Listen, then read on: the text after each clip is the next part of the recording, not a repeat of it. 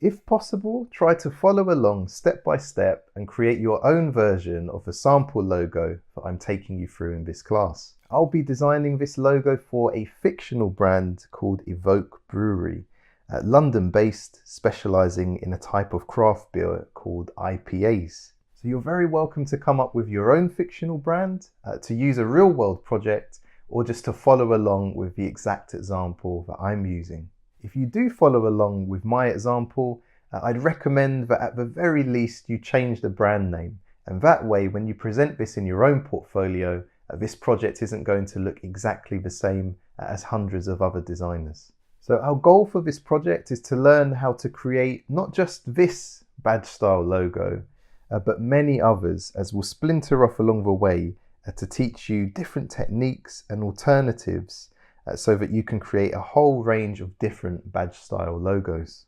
So when you're ready, fire up Adobe Illustrator or something similar, and I'll see you in the first lesson.